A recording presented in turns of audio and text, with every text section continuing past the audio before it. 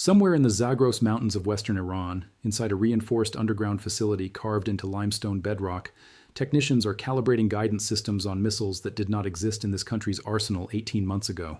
The components are Chinese. The precision is Chinese. The range, over 2,000 kilometers, is a capability Iran could not reliably claim before this transfer happened. Outside, the desert wind moves across cracked earth. Nothing announces itself. That is the point. Here is what the mainstream media is not telling you. The United States intelligence community has assessed with high confidence that the People's Republic of China transferred advanced solid-fuel ballistic missile components, precision guidance modules, and satellite targeting integration hardware to Iran through a layered network of third-country intermediaries, primarily routed through the UAE, Oman, and 2 Central Asian republics, beginning no later than the spring of 2023 and continuing into early 2025. This transfer did not violate any agreement China has signed, because China has carefully remained outside every multilateral framework designed to prevent exactly this kind of technology movement. There is no lever the United States can pull that China has not already anticipated and insulated itself against. What changed is not the existence of Sino-Iranian military cooperation. That has been documented since at least the 1980s. What changed is the sophistication, the secrecy, and most critically, the timing. This transfer was completed during the most intensive period of US-Iran nuclear negotiations since the original JCPOA. It was completed while China was presenting itself, publicly and diplomatically, as a stabilizing force in the Middle East. It was completed while Beijing was hosting Gulf state summits and speaking the language of regional de-escalation. And it was completed in a way that leaves Washington with no clean answer, no proportionate response, and no alliance consensus on what to do next. By the end of this video, you will understand exactly 3 things. How China transferred advanced military technology to Iran without triggering a single binding international mechanism. What those systems mean for the balance of power across the Persian Gulf, the Strait of Hormuz, and Israel's northern frontier.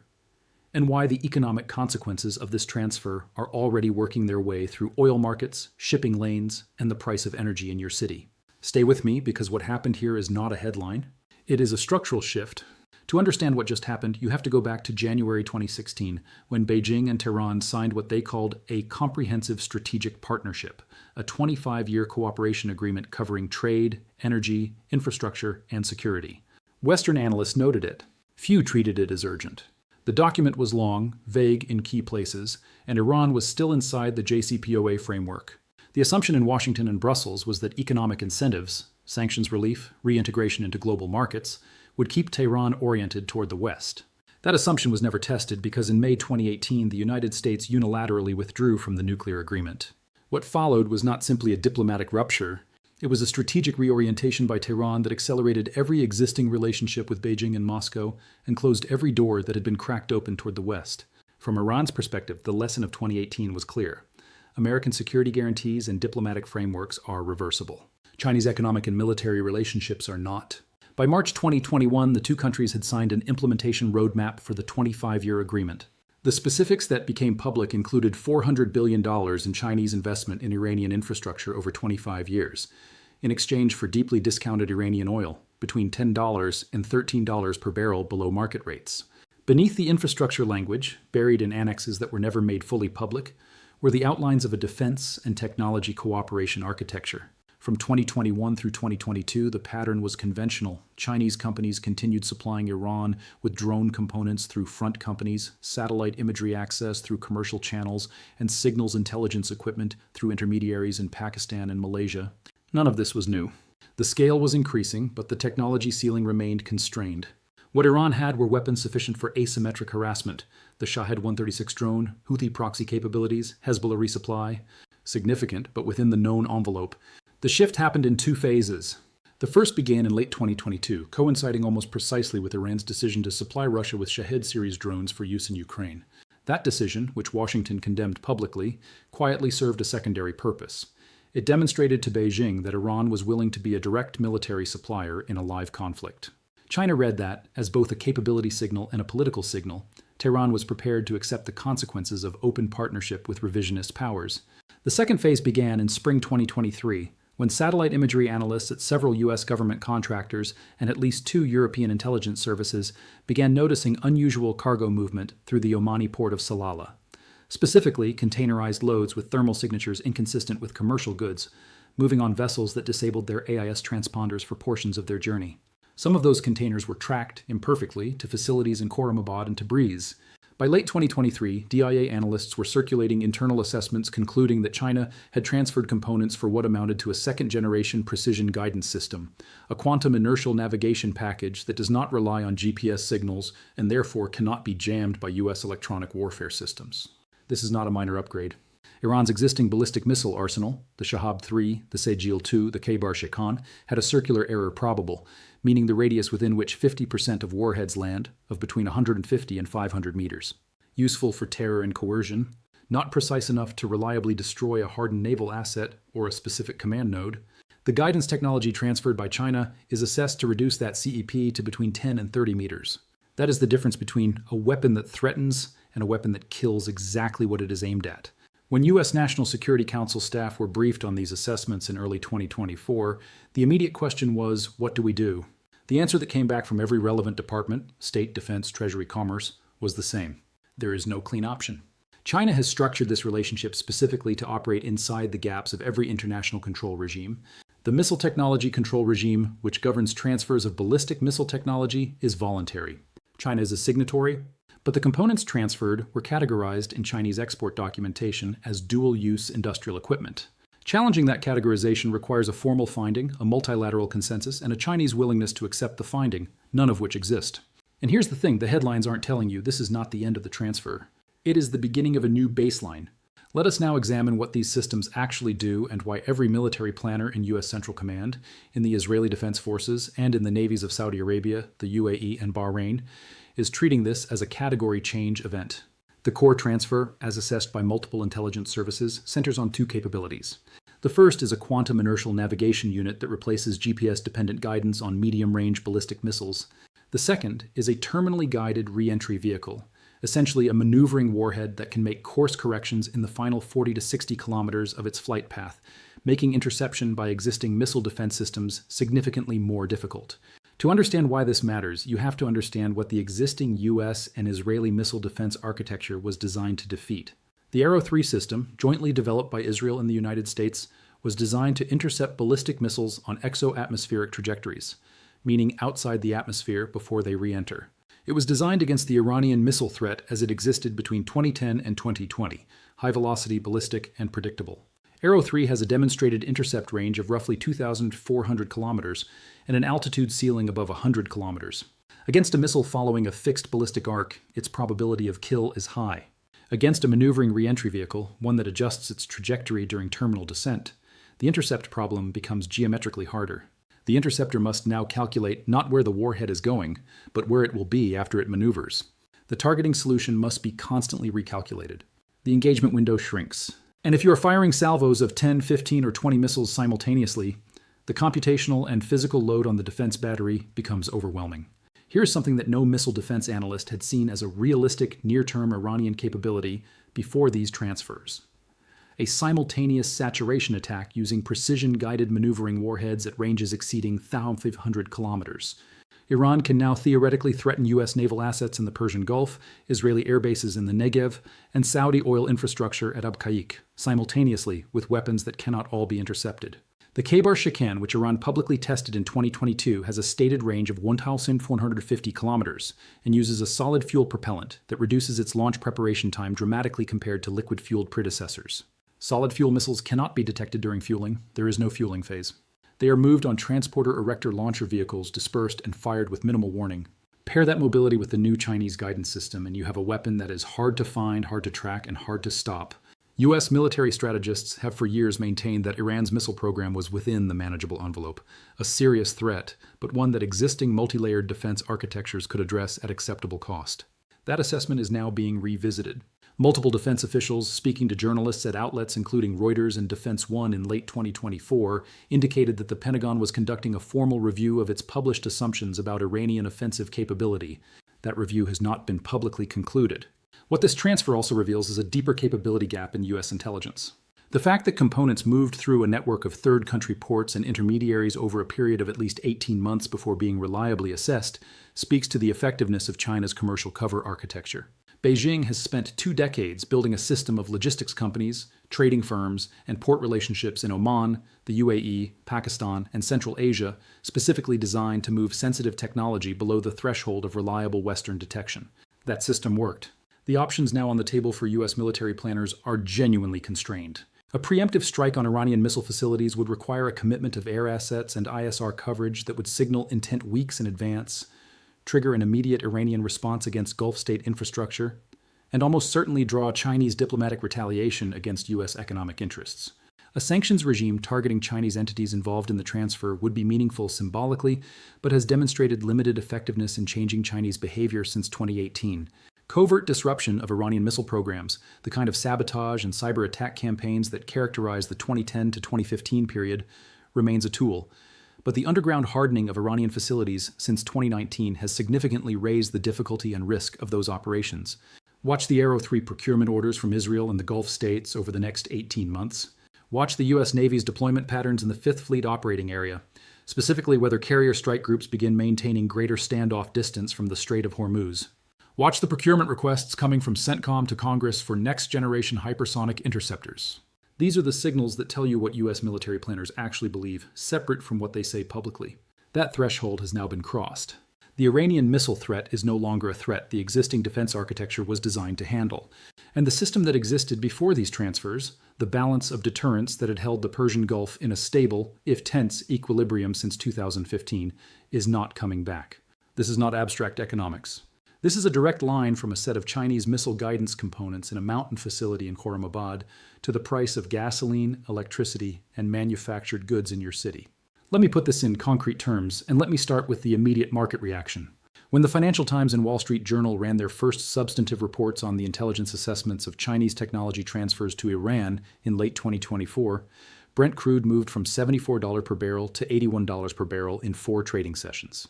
That is a 5% risk premium applied to the world's most important commodity in less than a week.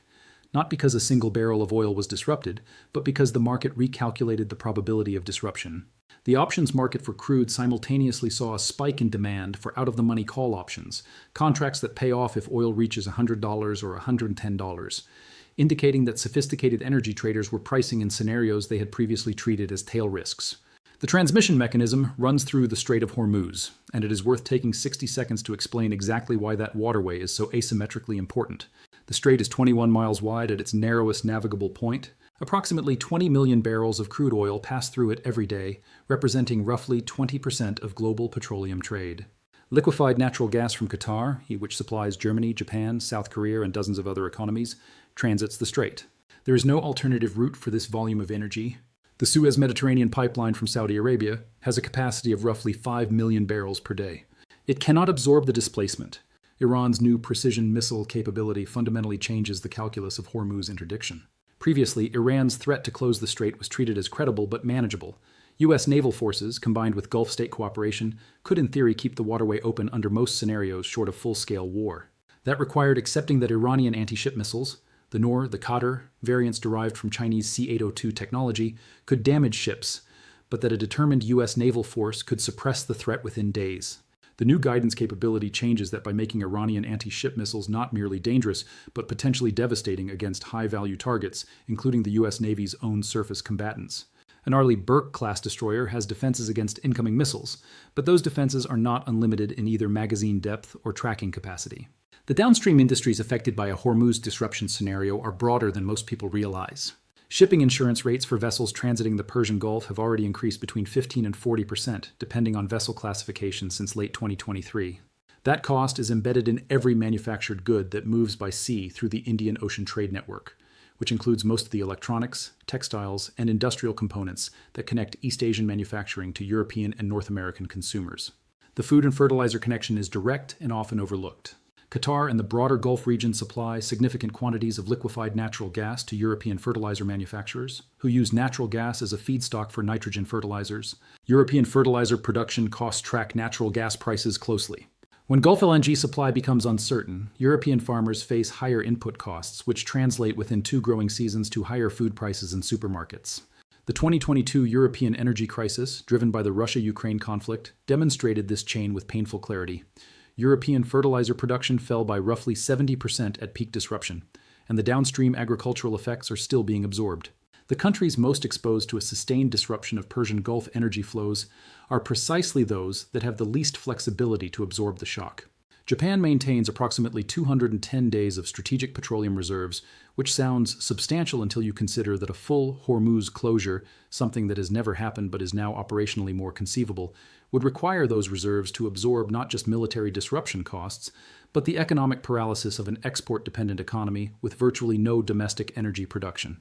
South Korea holds roughly 100 days of reserves. India, whose economy has grown dramatically more energy-intensive over the past decade, holds between 18 and 25 days of reserves in government stockpiles, with additional commercial stocks that might extend that buffer to 45 days under managed rationing.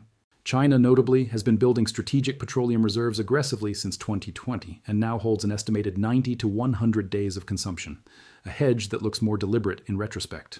If you want to understand how this hits your economy before the mainstream media catches up, make sure you are subscribed, because what is happening in the Persian Gulf over the next 12 months will move through energy markets, supply chains, and food prices in ways that most financial coverage will not connect to their cause until the connection is already priced in.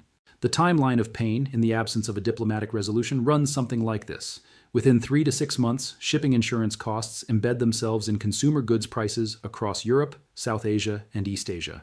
Within 6 to 12 months, energy price volatility begins to constrain industrial investment and manufacturing output.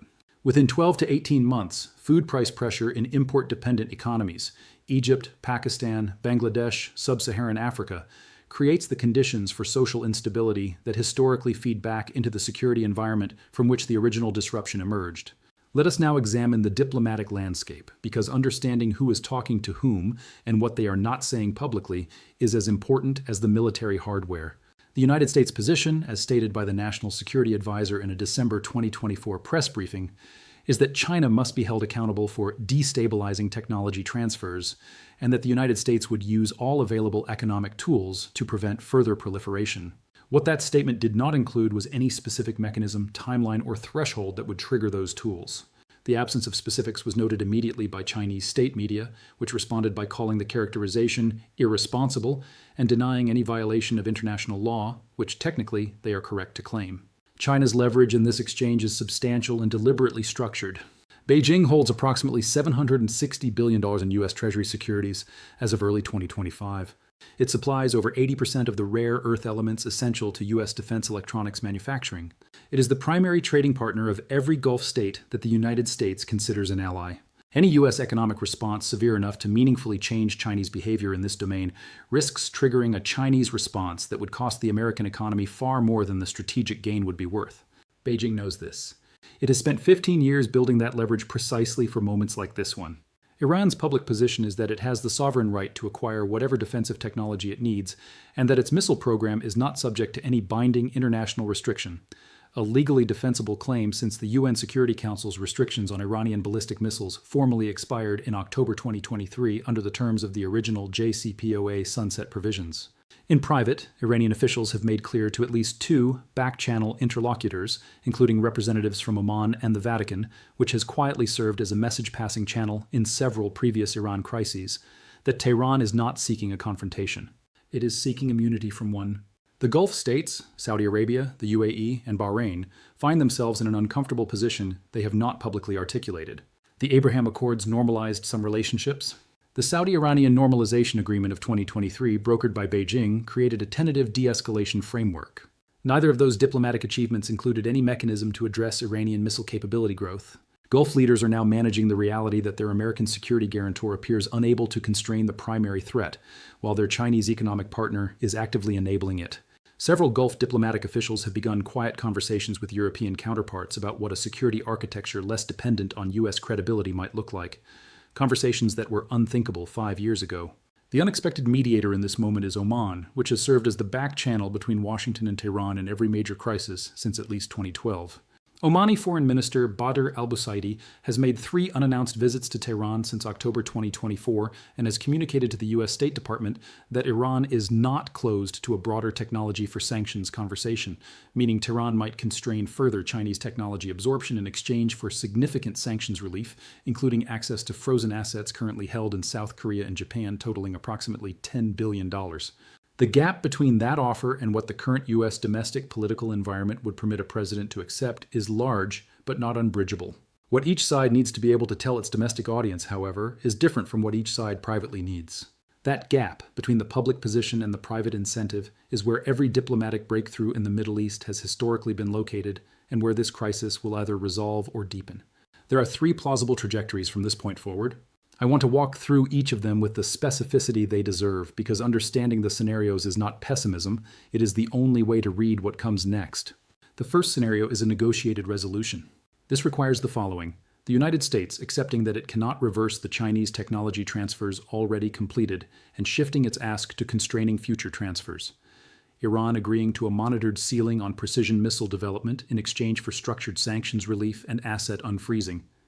And China agreeing to pause further technology transfers in exchange for American concessions on Taiwan-related technology restrictions or South China Sea freedom of navigation posture. Each of those exchanges involves asking each party to give up something real.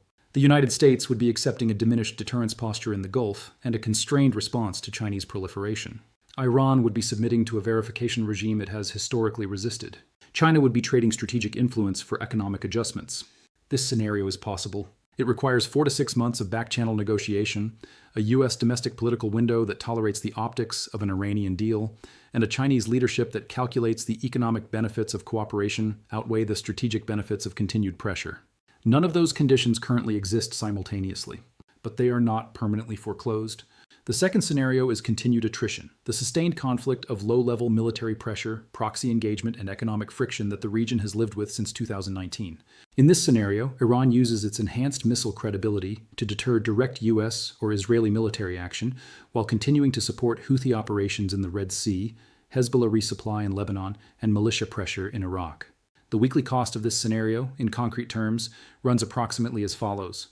Global shipping companies collectively spend an additional $300 to $500 million per week in rerouting costs, insurance premiums, and fuel burn for Red Sea avoidance. The U.S. Navy spends an estimated $1 billion per month maintaining Fifth Fleet posture at elevated readiness. Iran absorbs perhaps $200 to $400 million per month in economic friction from rolling sanctions enforcement. None of these costs are existential for any party. All of them compound over time. The attrition scenario is the most statistically likely outcome because it requires no party to make a difficult decision. It simply continues, week by week, degrading stability without producing a crisis severe enough to force resolution. The third scenario is what keeps strategic analysts awake at night. This is the scenario that governments will not name publicly, but that appears in classified war game outputs and in the private correspondence of senior officials who understand the full picture. It begins with an Iranian decision, possibly triggered by an Israeli preemptive strike on Iranian nuclear infrastructure, or by an accidental escalation in the Strait, to demonstrate the new Chinese enhanced missile capability in a deliberate, high-profile strike. Not against a civilian target, against a U.S. naval asset, specifically against a surface combatant transiting the Persian Gulf, a precision strike that kills American sailors. That threshold, once crossed, triggers a mandatory U.S. military response under domestic political constraints that no president can resist. That response, depending on its scope, triggers Iranian retaliation against Gulf oil infrastructure, specifically the Abqaiq processing facility in Saudi Arabia, which handles approximately 7% of global daily oil supply. That strike, if successful with precision weapons, removes roughly 7 million barrels per day from global supply in a matter of hours. Brent crude would move past $150 per barrel within days. The global economic shock at that price level, sustained for weeks, would constitute the most severe energy disruption since the 1973 Arab oil embargo, except transmitted through a global economy that is far more financially leveraged and far less prepared for sustained shock than it was 50 years ago. And China, which has 90 days of petroleum reserves and has pre-positioned diplomatic relationships with every party, would emerge from that crisis in a stronger relative position than it entered. That is the scenario the headlines are not yet imagining. Let me bring this back to where you live and what you will feel. The direct line from what just happened runs to your morning commute, through oil prices and gasoline costs that are priced daily against Persian Gulf risk. It runs to the electronics in your home, through shipping lanes that carry components from East Asian manufacturers through the Indian Ocean, around the risk corridor of the Strait of Hormuz. It runs to the price of food, through natural gas that becomes fertilizer, that becomes the cost margin that determines what your grocery store pays its suppliers. It runs to your government's fiscal choices, through defense spending that will need to increase to recapitalize missile defense systems that are now inadequate to the threat they were designed to handle. And it runs to your savings and pension exposure, through equity markets that price geopolitical risk into energy companies, shipping firms, defense contractors, and the industrial manufacturers who depend on all of them. Watch the Brent crude options market, specifically the 90-day implied volatility, as a real-time signal of how seriously professional traders are taking Hormuz disruption risk. Watch the procurement announcements from the Israeli Ministry of Defense and the U.S. Missile Defense Agency over the next 6 months for indications of how rapidly the defense architecture is being revised. Watch the diplomatic traffic between Washington and Muscat. Oman's quiet role as the Gulf's most reliable backchannel is the best leading indicator of whether a negotiated off-ramp is being constructed or foreclosed. The Persian Gulf that existed before this technology transfer, the balance of deterrence, the implicit ceiling on Iranian offensive capability, the assumption that U.S. naval presence alone constituted a sufficient strategic hedge, is not coming back. What comes next will be built on a different set of facts, a different threat calculus, and a different set of relationships among the powers who are now openly competing for influence over the world's most critical energy corridor. The question that this video cannot answer, because no analyst, intelligence service, or diplomat has answered it yet, is whether Beijing has calculated that the strategic advantage of an enhanced Iranian deterrent is worth the cost of a permanently fractured relationship with Washington, or whether China has decided that relationship is already fractured beyond repair and is simply optimizing for the world that follows. That distinction matters enormously because it determines whether the space for a negotiated framework exists at all, or whether what we are watching is not a crisis with a resolution, but a transition with no return. That question will be answered by what happens over the next 6 to 18 months. We will cover it here, in the depth that the situation demands, as it unfolds. If this video helped you understand what is actually happening, not the headlines, not the noise, but the full picture, share it with someone who needs to see it.